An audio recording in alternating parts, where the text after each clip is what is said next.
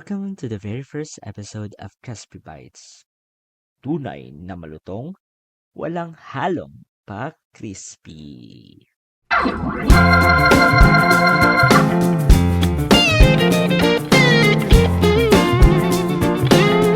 Ako si Kuya Crispy, and today we're tackling something that haunts a lot of us in our 20s. At ito yung quarter life crisis. Alam mo yung feeling na parang lahat ng tao sa paligid mo may progress, tapos ikaw, stuck. Parang tanim na hindi pa sumisibol. If that sounds like you, welcome to the club.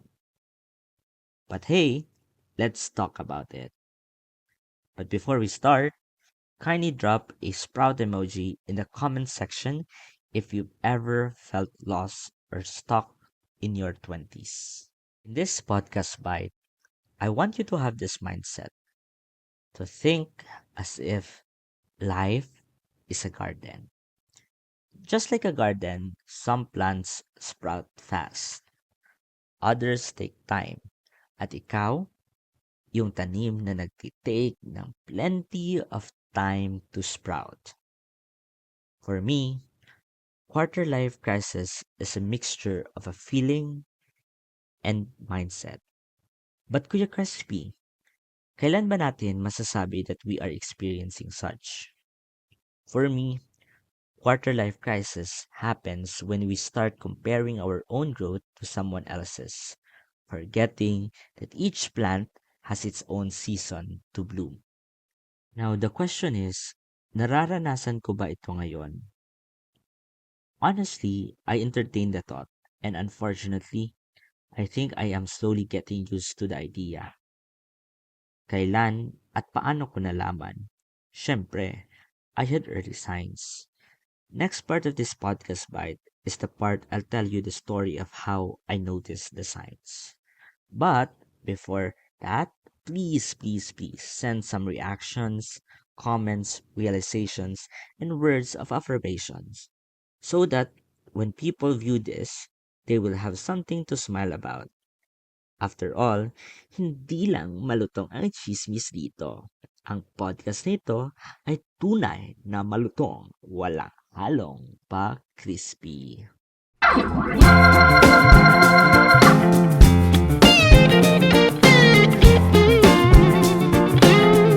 And now we are back. Thank you, no? Thank you for staying.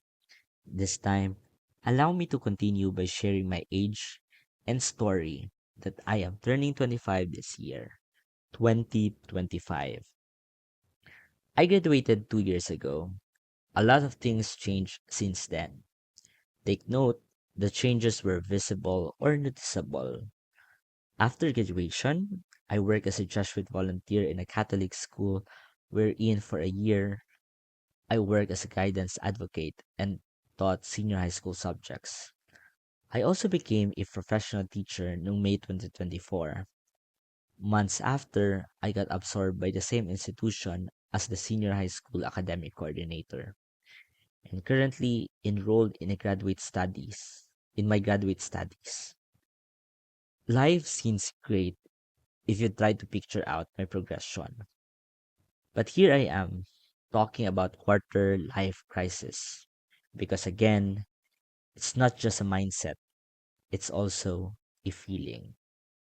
The first sign that I noticed is that I felt like a seed that's been planted but isn't sprouting yet. Grabe ka naman sa sarili mo, Crispy.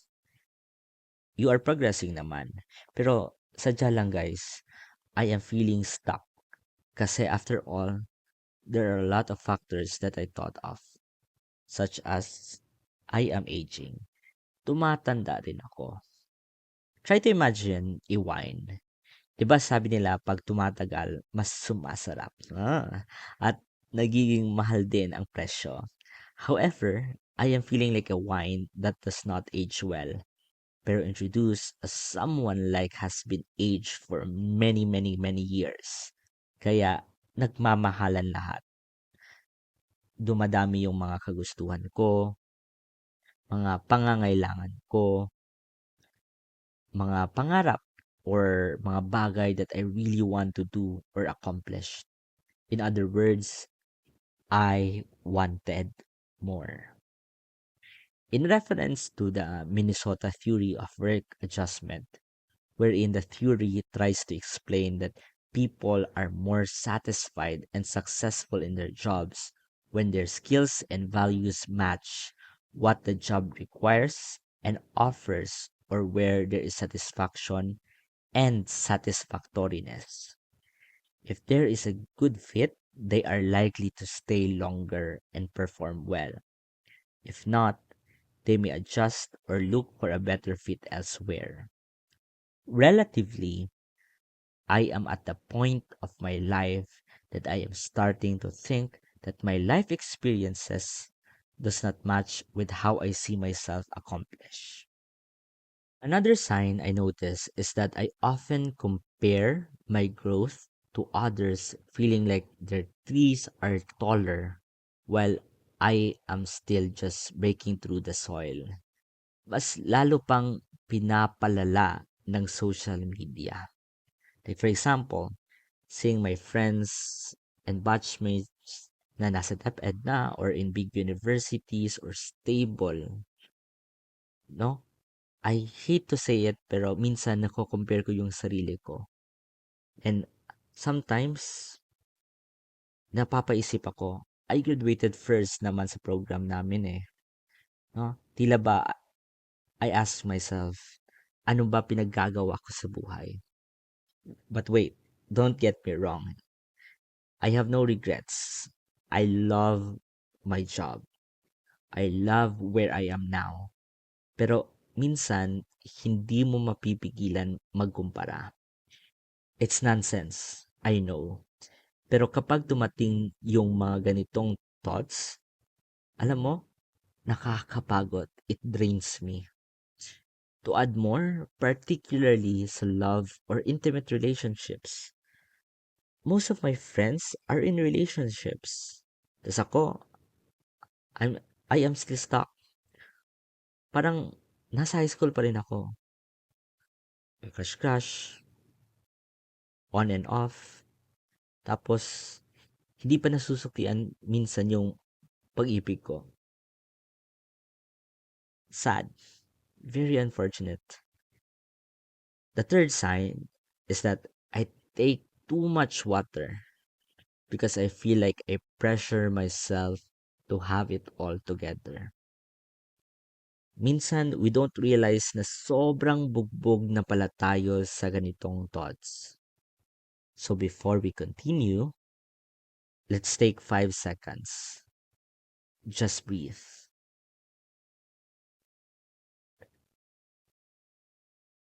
And now we are back.